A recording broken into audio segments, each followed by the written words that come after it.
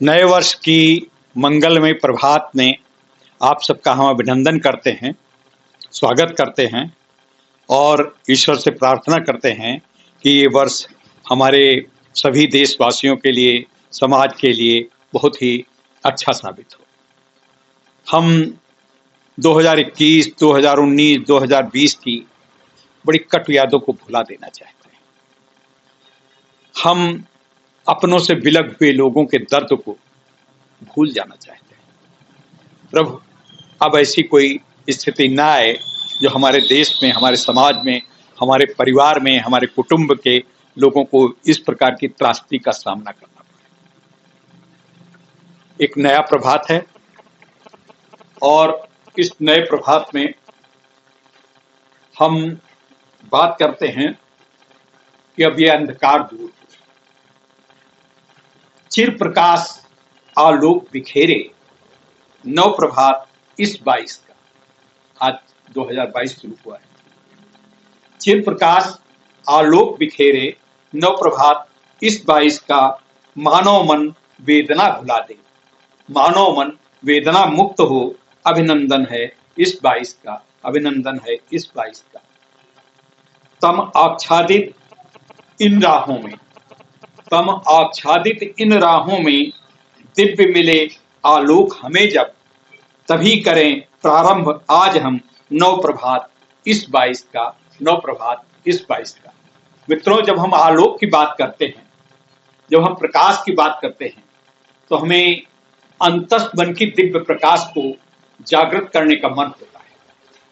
हम चाहते हैं कि सूर्य की प्रभा रश्मियां इस प्रकार से आलोक बिखेर दें इस धरा मंडल पर, इस प्रभा मंडल को इतना विकसित कर दें कि हमारे चारों तरफ फैला हुआ इर्द गिर्द जो अंधियारा है बिल्कुल दूर हो जाए। आज मित्रों हम मिला रहे हैं आज की इस पहली 2022 की बहुत सुंदर प्रभात बेला में आलोक सीतापुरी जी से। आलोक सीतापुरी जी हमारे देश के उन प्रतिष्ठित नामों में से हैं, उन प्रतिष्ठित व्यक्तित्वों की एक ऐसे दिव्यमान नक्षत्र हैं जो हमें हमेशा आलोकित करते हैं। आलोक जी ये तो प्रज्ञाचक्षु, प्रज्ञाचक्षु यानी हम पूर्ण रूप से कह सकते हैं कि अंधकार से उनकी आंखों ने कभी प्रकाश नहीं देखा, लेकिन उन्होंने पूरी दुनिया को प्रकाशित करने का एक बीड़ा उठाया। आइए आज की सुबह में हम मिलते हैं आदरणीय आलोक सीतापुरी जी से। आलोक सीतापुरी जी, आपका बहुत बहुत अभिनंदन है, बहुत बहुत वंदन है। हम अपने दिव्यांगम चैनल की तरफ से आपका आज 2022 की प्रभा बेला में आपका हम स्वागत करते हैं और आपको नए वर्ष की मंगल कामनाएं देते हैं और आपके आशीर्वचनों की अपेक्षा रखते हैं। जी बहुत बहुत धन्यवाद आदरणीय मिश्रा जी। दिव्यांगम चैनल बहुत ही अच्छा चल रहा है और इस नव वर्ष पर कुछ हक वफाई का चलन हम भी अदा करते हैं। क्या बात हो, नया साल मुबारक ये दुआ करते हैं। गए साल से अलविदा, नए साल से प्यार। क्या बात। वर्ष 2022 आया लिए बहार और प्रतिदिन की शुभकामना 365 बार। अब भेज रहा आलोक है, करो मित्र स्वीकार, करो मित्र, भेज रहा आलोक है, करो मित्र, करो मित्र स्वीकार। हमारे दर्शक आपके शुभकामनाओं को जरूर स्वीकार करेंगे। एक देखें, 4 पंक्तियां देख लें। जी स्वागत। कि शाश्वत विरासत में स्वागत है आगत का, शाश्वत विरासत में स्वागत है आगत का, गत से नवीन परामर्श लेके आया है। अब भावना की थाल में सजा के दीप सुमनों को, भारती की आरती सहर्ष लेके आया है। तो हारी महामारी सारी कोविड से ओमिक्रॉन, कोविड से ओमिक्रॉन और कोविड से ओमिक्रॉन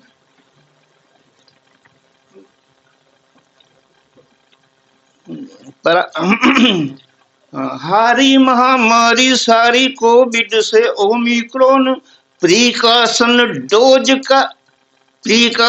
डोज निष्कर्ष लेके आया है। क्या बात। देश में विशेष करके प्रवेश श्री गणेश नववर्ष हर्ष उत्कर्ष लेके आया है। क्या बात। नववर्ष हर्ष उत्कर्ष लेके आया है कि नववर्ष में आपको हर्ष मिले, जग की खुशियां बिन मांगे मिले। अब पारिवारिक जीवन बाटिका के फल फूल सुधारस पागे मिले। तो तन की मन की सब आस पुरे, सब साधन साधक जागे मिले। त्रयतापन आपको व्याप सके, त्रय देव सदैव ही आगे मिले। त्रय देव सदैव ही आगे मिले। क्या बात है, क्या बात है। आलोक जी, हमारे दर्शकों को आपने बिल्कुल अभिभूत कर दिया अपने आशीर्वचनों से, शुभकामनाओं से। और इन शुभकामनाओं की जब बात चलती है तो हमारे दर्शकों में बड़ी जिज्ञासा जागृत होती है। दर्शक आपके विषय में जानना चाहते हैं। दर्शक हमसे पहले भी, आज तो ये कदाचित संयोग है कि आपसे दर्शकों को हम मुलाकात करवा पा रहे हैं, इससे पहले भी हमसे बहुत बार कहा गया है कि आलोक जी के विषय में कुछ बताइए, आलोक जी के विषय में कुछ समझाइए। दर्शकों, हम आपको क्या समझाएं? आलोक जी को आपको समझना है। आलोक जी को कोई समझा सके ये कुव्वत नहीं। आलोक जी खुद अपने को आपको बताएंगे। और आलोक जी एक आपके लिए एक प्रेरणा के पुंज है। आलोक जी आपके लिए एक वरदान है, एक आशीर्वचन है, और आपको एक ऊर्जा संचार का एक शक्ति पुंज है। तो उन्हीं शक्ति पुंज से मैं पूछना चाहता हूं कि आलोक जी अपने विषय में शुरुआत से बताइए कि आप प्रज्ञा चक्षु हैं। आपको कुछ भी नहीं दिखाई पड़ता, लेकिन हमको लगता है कि जो आंख वाले हैं उनसे कहीं ज्यादा आप दिखते हैं। क्या इसका ये ऐसा कैसे हो गया? दरअसल मैं लगभग 20 साल की उम्र तक बिल्कुल दोनों आंखों से देखता था, लेकिन आंखों में विट्रस हैमरेज होने से वो आंखों में एक आंख से शुरू हुआ और उसके बाद जो है वहाँ पे, हम सीतापुर के रहने वाले हैं, वहाँ पे फोटोकोagulation लेसर रेस से उसको ब्लीडिंग पॉइंट को सील करते थे। उसमें ब्लड आ जाता था आंख की विट्रस में, और इस तरह से वो चलता रहा। लेकिन बाद में एक हैवी ब्लीडिंग से उसको इस डिसीज के नाम से जाना गया, और वो एक अमेरिकन डॉक्टर यहाँ आया करते थे सीतापुर में, हेनरी रिचर्डसन। उनका भी इलाज चला, लेकिन यह है कि उसका कोई काज नहीं ढूंढ पाए वो। और इस तरह से एक हैवी ब्लीडिंग के बाद रेटिनल डिटैचमेंट हुआ, और उसके बाद मेरी दोनों आंखें जाती रही। फिर आपके जैसे नेत्र चले गए तो आपने तो दोनों प्रकाशवान युग और प्रकाश रहित युग दोनों का आपने निरीक्षण किया है, ऑब्जर्वेशन किया है जी। फिर उसके बाद आपको कैसा आभास हुआ? आभास तो लोगों के, मतलब जब घर पर आए तो बहुत से लोग देखने के लिए आते थे और कहते थे आलोक जी बहुत अच्छे आदमी थे। क्या बात। तो थे, पर हमें बड़ी पीड़ा होती थी। मतलब केवल नेत्र न होने से आलोक जी बेकार कुछ नहीं रह गए थे। तो उससे जो है, उस पीड़ा से मैं बहुत दिन तक किसी से नहीं मिलता रहा, लेकिन धीरे धीरे अपने को संयत किया, और फिर जाकर के हमने प्रशिक्षण प्राप्त किया। उसमें ब्रेल और वेल टाइपिंग और बहुत से 11 ट्रेड हमने national institute for visually handicapped जो देहरादून में है जी, वहाँ पर जाकर प्रशिक्षण लिया, और वहाँ से 11 ट्रेड्स में हमने डिप्लोमा किए। तो वहाँ लाइट इंजीनियरिंग ब्लाइंड होने के बाद हमने की। और इस तरह से चलता रहा। और फिर एक ऐसा वो आया कि हमें वहाँ जॉब भी मिल गया, किंतु शायद मुझे यहाँ पे हमारे गांव में चकबंदी शुरू हो गई, कंसोलिडेशन। तो उसमें हमारे ही चाचा लोगों ने हमारी जमीन पर कब्जा कर लिया और उसमें मुकदमे लगने लगे। तो मेरी माँ ने एक बड़ा ही लिखा कि आप तो वहाँ पे तो देहरादून में रह करके वो ठीक है आप कर रहेंगे, लेकिन हम लोग यहाँ कटोरा लेके भीख मांगेंगे। उस चिट्ठी का मुझ पे वो असर हुआ कि मैंने वहाँ रिजाइन कर दिया और घर आकर के देखा तो ब्रेल में अपने सब खाता वाता बना करके और जा करके तो उन्होंने कोऑपरेट किया, बंदी वालों ने कोऑपरेट किया, हमारे अच्छे चेक बन गए, सब कुछ हुआ। और इस तरह से, लेकिन ये था कि हमको शायद सर्विस में नहीं रहना था। फिर हम कविता की ओर मेरे रुझान गया और कविता दर्द से निकलती है, क्या कहते हैं, तो बहुत से गूंजा होगा जी, गान, जी जी जी, वही होगी कविता रसधार। तो उसी से जो है काव्य सेवा करता रहा हूँ। और इसी तरह से बहुत लोगों ने हमको प्रोत्साहित किया, जिसमें हमारे जो मिश्रा जी बैठे हुए हैं जो इंटरव्यू ले रहे हैं, इनकी प्रेरणा हमको बहुत मिली। और मैं अब इस रूप में आपके सामने हूँ, कविता के रूप में हमें लोग आलोक सीतापुरी के नाम से जानते हैं। आपने एक अपने विषय में कविता लिखी थी, हमको बहुत पहले की याद आ रही है, उस कविता को जरा सुनाइए इसी परिप्रेक्ष्य में। वो शुरू में चूंकि पहले हम लिखा करते थे तो उसमें जो है करुणा होती थी, लोगों के आंसू निकलने लगते थे।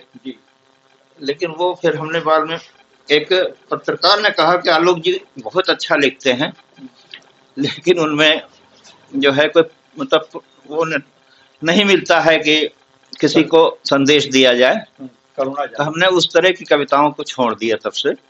बहरहाल आपने कहा है तो हम 2-4 लाइनें देखते हैं उसकी। कि जहां वालों हमारा भी जहां था,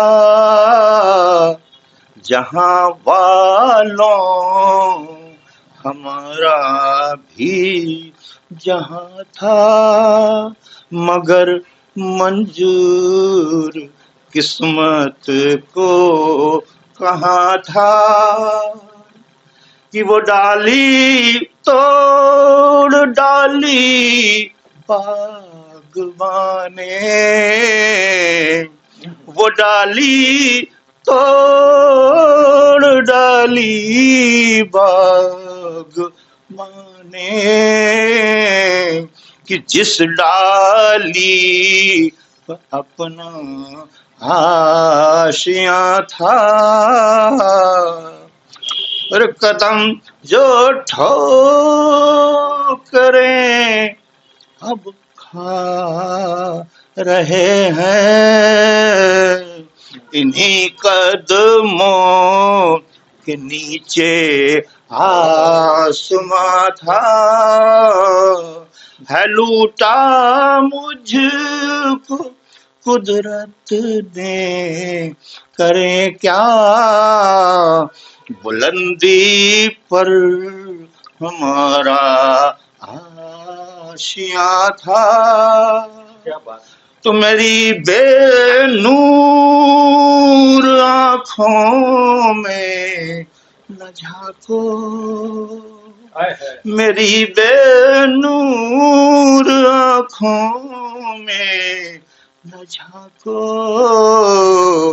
कभी आलोक इनके दरमियां था, जहां वालों हमारा भी जहां था। क्या बात है, बहुत बढ़िया। तो ये से जब जहां वालों से ऐसा कहा आपने कि हमारा भी जहां था, तो उस जहां के ऊपर कभी ऐसे आपके ऊपर अवसर आए कि जब आपको ऐसा लगा हो कि नेत्रहीन होने के कारण हमारी समाज में पकड़ या तो ज्यादा मजबूत हो रही या कम हो रही? दरअसल जब कविता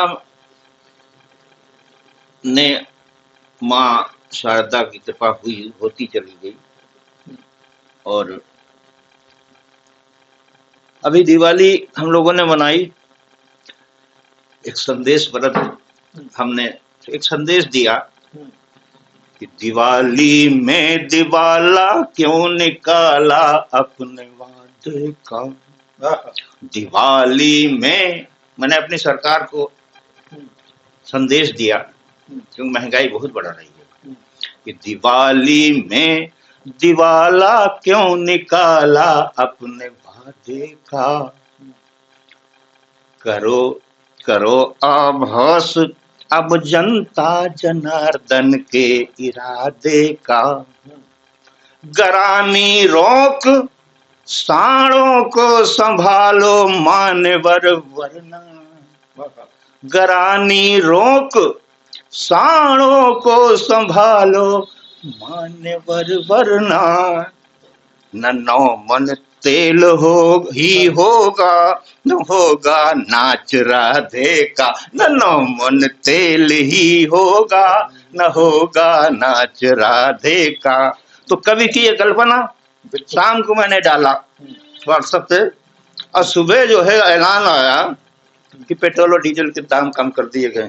क्या बात, क्या बात। तो ये जो है तो वही है कि कल्पना में माँ का प्रसाद, और गरानी में भी बहुत ही मतलब डबल राशन का ऐलान हो गया, और मतलब बहुत ही सरकार ने कुछ आभास किया, या बहरहाल किसी भी तरह से मेरी अंतः प्रेरणा थी। तो 4 पंक्तियां देखें जी। कि खुशियों के फूल राम की नगरी में खिल गए। खुशियों के फूल राम की नगरी में खिल गए। दीपावली में चांद सितारे भी मिल गए।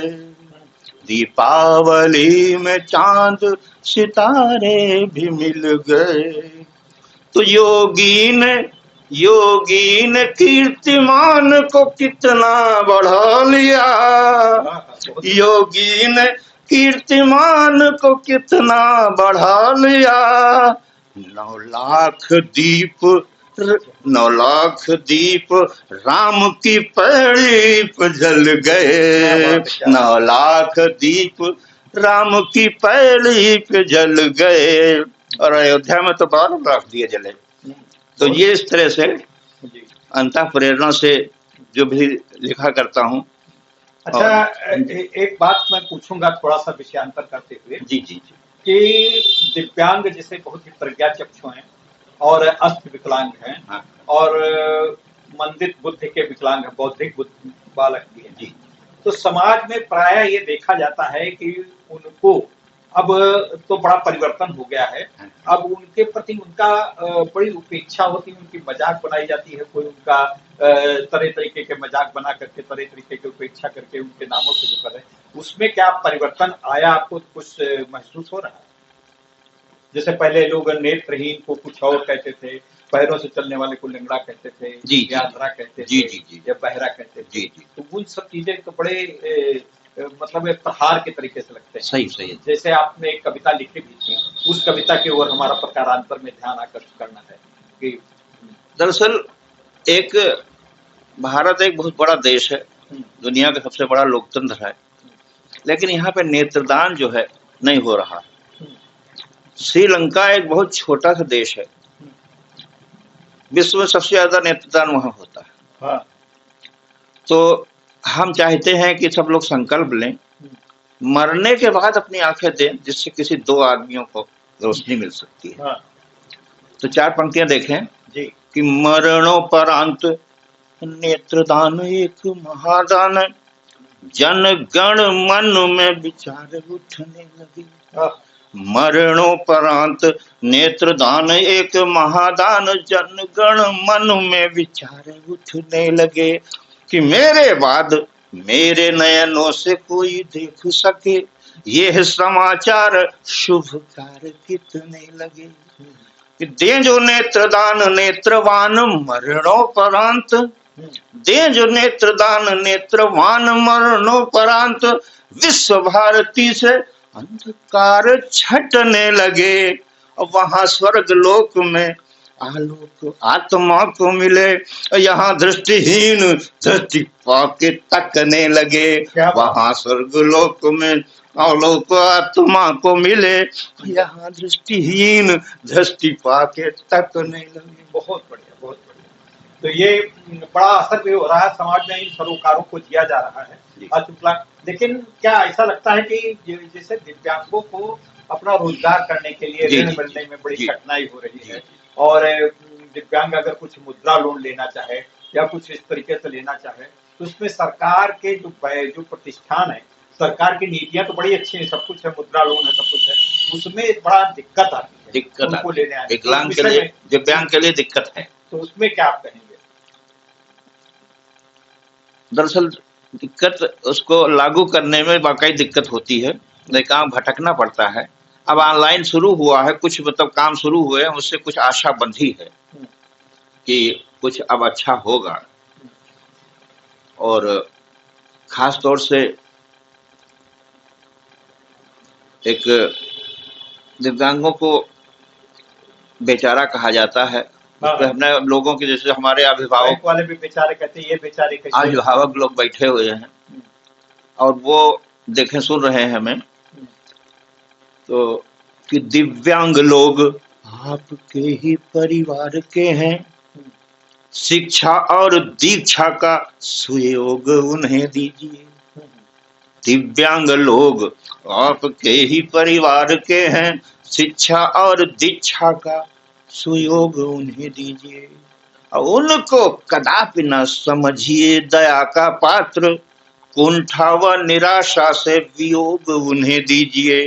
कि रोजी रोटी खुद ही कमा के दिखलाएंगे वो, ज्ञान विज्ञान के प्रयोग उन्हें दीजिए। भार वो उठाएंगे, बनेंगे खुद भार नहीं, अपना स्नेह सहयोग उन्हें दीजिए। भार वो उठाएंगे, बनेंगे खुद भार नहीं, अपना स्नेह सहयोग उन्हें दीजिए। ये भी लाल भारत विशाल के हैं कंठमाल, पाल पाल इनको ना आप पछताइए।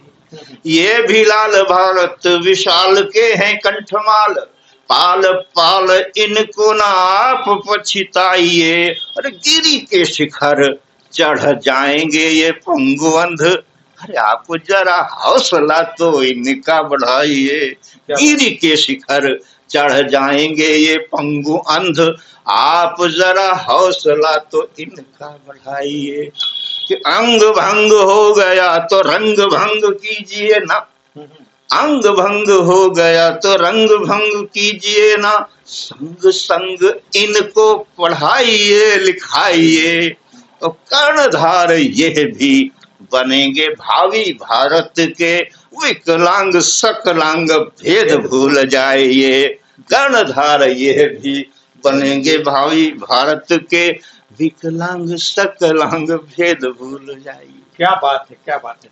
इस भेद को भुलाने के लिए हमारे अंदर, हमारे अभिभावकों के अंदर, हमारे समाज के अंदर इन सरोकारों को जीने के लिए एक नई प्रेरणा देते हैं आपके गीत।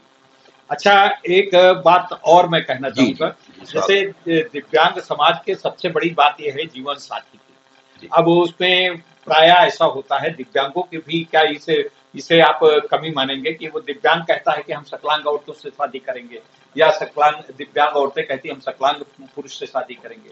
तो या ऐसा क्यों नहीं हो सकता है कि अस्थि दिव्यांग या प्रज्ञा चक्षु से कर दे, इस तरीके की बात हो सकती है? तो ऐसे में क्या संदेश आप देना उचित है? बिल्कुल होना चाहिए। दूसरे आपसी तालमेल से ही शादियां होती हैं, और सकलांग भी बहुत उदाहरण है कि सकलांग महिलाओं ने विकलांग को चुना है और विकलांग को भी सकलांग पुरुषों ने चुना है। लेकिन ये ऐसे बहुत कम उदाहरण आते हैं बीच में। होना ये चाहिए कि मतलब शादियां तो होनी चाहिए, और इनका जो है साथ में जो सरकार कुछ थोड़ा बहुत कर रही, लेकिन उसको कुछ और ज्यादा करना चाहिए कि उनको अनुदान इस तरह से मिले कि वो दोनों अपना विवाह अनुदान हाँ, बढ़ाना जरूरी है। दोनों अगर विकलांग है तो 47,000 और एक विकलांग है तो 15,000 से लेकर के 25 उसकी विकलांगता के आधार पर आकलन किया जाता है। जरूरी हालांकि उस पर सिंप्लीफाइड प्रोसीजर करने की जरूरत है, बड़ी कठिन परिस्थितियां होती हैं। हाँ, उसको जो है बढ़ाना जरूरी है कि जिससे अपना जीवन यापन दोनों कर सके। अच्छा आलोक जी, मुझे मतलब पता है और ऐसा भी पता है कि जैसे आपका विवाह हुआ, आपके परिवार में बच्चे हैं, पोते हैं, पोतियां हैं, आपके जीवन साथी से आपका प्रभु की वो उनसे विलगता हो गई, उनका आदरणीय भाभी जी का निधन हो गया, उसके बाद आप अकेलापन महसूस करते तो मतलब किसी प्रकार से क्या आप कविताएं ही सान्निध्य है? नहीं, सान्निध्य हाँ, कविताएं हैं और यादें हैं, और बहुत ही हमारी पत्नी ने हमारे साथ सहयोग किया। उनके विषय में कुछ बताएं। और उन्होंने बहुत सहयोग किया, मतलब कभी सम्मेलन में जैसे हम कहते थे क्या करेंगे जा करके, तो वो कहती थी नहीं जाइए, इससे जो है आपको कुछ समय कटेगा और उससे जो है वो स्ट्रेस होगा। बहरहाल वो पूरा सहयोग उनका मिला जीवन भर। और दरअसल अभी तक हमारे हृदय में वो टीस है। क्या बात? क्योंकि उनका निधन हो गया अचानक, और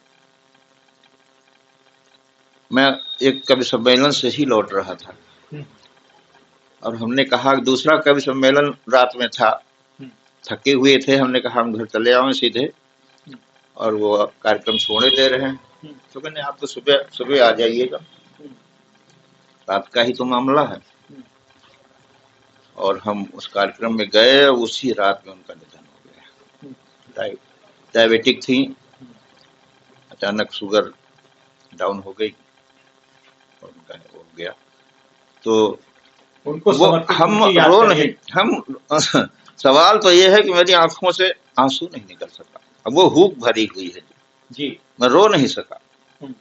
तो वो इसलिए जो है उसका पीड़ा रही गई है। तो इस तरह से मैं श्रद्धांजलि देता हूँ अपनी पत्नी को। आप सबको बहुत बहुत नया साल मुबारक हो। और जैसा मिश्रा जी जैसा कहें तो बहुत अच्छा लगा। अच्छा, आपके साथ मैंने देखा है कि प्रायः जब आप चलते हैं तो कोई न कोई आपके साथ आता है। हाँ। और विशेषकर आपके कवि मित्र आते हैं। जी जी जी। और आज भी एक कवि मित्र, तो हाँ। ये सानिध्य उनका निस्वार्थ मिलता है, कैसे मिलता है? ये निस्वार्थ मिलता है। कोई मतलब कोई हमारी जो भी साथी रहे हैं वो दिव्यांगों के प्रति बहुत ही संकल्पित रहे हैं और मेरे प्रति बड़ा ही उदार रहे हैं। और हमारे साथ आज भी हमारे अरुण शर्मा वेधड़क जी हैं और वो बहुत अच्छे कवि हैं। अच्छा। और लेकिन हमको वो गुरु मानते हैं और खुद स्वयं भी बहुत अच्छी कविताएं कहते हैं। हमको तो ऐसा लगता है कि आप पूरे क्षेत्र के गुरु क्योंकि हमको बहुत सारे मेरे सहित तमाम से लोग ऐसे मिलते हैं, अरे मैं तो ये सब आलोक जी से सीखा है, आलोक जी से ही पूछता हूँ, आलोक जी के मतलब पूरा आपने कविता का पूरी आप इंस्टीट्यूशन है, आप व्यक्ति नहीं एक संस्था है पूरे कवि। तो आपके साथ जो ये वेधड़क जी हैं ये भी तो कवि हैं। हाँ। तो क्या इनसे हम उम्मीद कर सकते हैं कि कुछ सुना सकते हैं? बिल्कुल, जो इनसे आप सुन सकते हैं।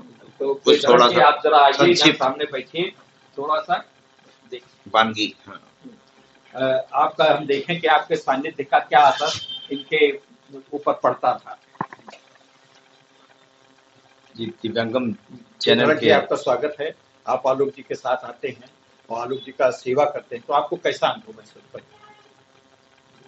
जिससे कि आपके सहयोग के मतलब लोग दूसरे दिव्यांगों की सहायता करें, इसलिए मैं ये प्रश्न पूछ रहा हूँ। हाँ, प्रेरणा मिले उनको। सर्वप्रथम मैं दिव्यांगम चैनल के सभी दर्शक श्रोताओं को सादर नमन वंदन करता हूँ और इस चैनल के संचालक आदरणीय डॉक्टर विश्वकांत मिश्र जी को सादर प्रणाम करता हुआ, आदरणीय आलोक सीतापुरी जी हमारे साहित्यिक गुरु हैं और जैसा कि एक बालक जब कभी किसी कक्षा में दाखिला लेता है तो उसको किसी गुरु की आवश्यकता पड़ती है। साहित्य के क्षेत्र में भी निश्चित रूप से जब तक गुरु नहीं तब तक ज्ञान संभव नहीं, ऐसा हमारे शास्त्रों में भी लिखा है। लेकिन आलोक दादा को मेरी जब प्रथम भेंट इनकी हुई, इससे पूर्व मैंने इनका बहुत नाम सुना, लेकिन शायद मेरे पूर्व जन्मों के संस्कार हैं कि किसी न किसी रूप में आपका मुझे सानिध्य मिला। तो मन में एक भाव ये जगा कि आज समाज में इस प्रकार की धारणाएं हैं कि लोग सिर्फ अपना सोचते हैं, वो समाज का नहीं सोचते। लेकिन आदरणीय आलोक दादा जैसे व्यक्तित्व जो कि प्रज्ञा चक्षु होने के बाद भी पूरे समाज को एक दिशा देने का काम करते हैं और जहां भी जाते वहां एक सूत्र में सबको बांधने का काम करते हैं। और इनका जो स्नेह भाव है वो एक अदम्य है, जिसके लिए मैं इनके जब सानिध्य में आया तो मुझे लगा कि शायद मेरा जीवन कृतार्थ हो गया और इनके सानिध्य में मेरी काव्य यात्रा वहीं से प्रारंभ हो गई। क्या आपकी काव्य यात्रा के हम कुछ पुट अपने दर्शकों को दिखा सकते हैं? आपको देखें कैसे आपने कितना सीखा, कितना कुछ बताया, कुछ एक आधी कविताएं आप जी सुनाइए। मैं अवश्य जानना चाहेंगे कि आपने कितना सीखा अपने गुरु से। राष्ट्रवादी कवि जी, मैं सर्वप्रथम अपने ज्ञान के अधिष्ठात्री वीणा पारणी माँ शारदे को समर्पित 4 पंक्तियां निवेदित करना चाहता हूँ। तदुपरांत जैसा कि मैं बताया कि राष्ट्रवादी विचारधारा में लेखन हमारा होता है, 1-2 मुक्तक पढ़ के मैं 4 पंक्तियां पढ़ता हूँ। तार वीणा की हो झनकार शारदे मैया, तार वीणा की हो झनकार शारदे मैया, मेरे मन में भरो हुंकार शारदे मैया, मेरे मन में भरो हुंकार शारदे मैया, बेधड़क हो के चलेगी या लेखनी माता, अपने सुत पर करो उपकार शारदे मैया, अपने सुत पर करो उपकार शारदे मैया। 1-2 मुक्तक एक अच्छा, इसके अलावा नए वर्ष शहीदों पर मैं 4 पंक्तियां जरूर पढ़ना चाहता हूँ कि लिपट करके तिरंगे में जो बेटा घर को आता है, कि लिपट करके तिरंगे में जो बेटा घर को आता है, शहादत की किताबों में वो अपना हक लिखाता है, शहादत की किताबों में वो अपना हक लिखाता है, तो फिजाएं झूम कर गाती हैं वंदे मातरम की धुन, फिजाएं झूम कर गाती हैं वंदे मातरम की धुन, अमर सैनिक का अभिनंदन, तिरंगे ध्वज का अभिनंदन अमर सैनिक कराता है, तिरंगे ध्वज का अभिनंदन अमर सैनिक कराता है।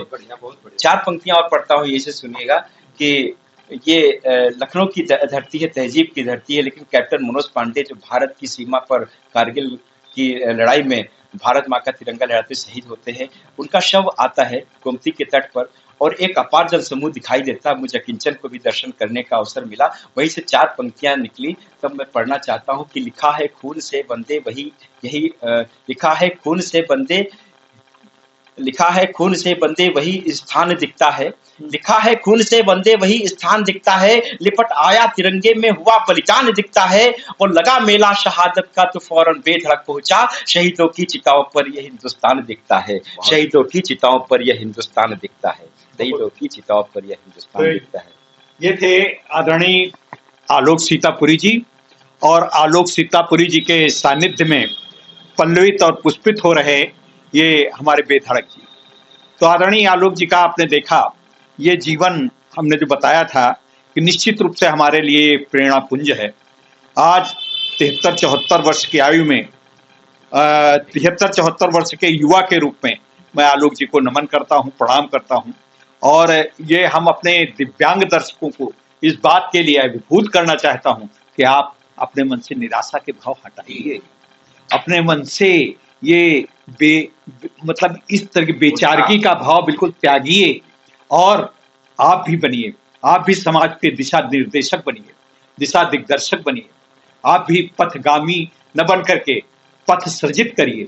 तो इस पथ सृजन करने की यात्रा में आज का पहला 2022 का पहला दिन आप लोगों के लिए बड़ा मंगलमय हो। और हमारा ये पहले दिन का पहला कार्यक्रम आपको कैसा लगा, निश्चित रूप से आप अपने हमारे कमेंट बॉक्स में और हमारे ईमेल पे बताइएगा, हमें बड़ा अच्छा लगेगा। हम आपके लिए ऐसे ही और विद्वानों से कल मिलाने का प्रयास करेंगे। कल आज ही शाम को 3 बजे एक इलाहाबाद में दिव्यांग कवि सम्मेलन है और दिव्यांग कवि सम्मेलन में बहुत सारे दिव्यांग कवि, दिव्यांग मनीषी आ रहे हैं। हम आपको भी आमंत्रित करते हैं। अगर आप इलाहाबाद के हैं, आप प्रयागराज के हैं, आप अपने उस क्षेत्र के हैं तो जरूर आइए और हम लोगों का कवि सम्मेलन, हम लोगों की जो प्रस्तुतियां हैं उनको सुनकर हमारा उत्साहवर्धन कीजिए। नमस्कार, फिर मिलते हैं अगले दिन किसी नए कवि के साथ, किसी नए हस्ताक्षर के साथ, किसी नए प्रेरक के साथ। तब तक के लिए अगले किसी दूसरे कार्यक्रम तक हमको इजाजत दीजिए। नमस्कार।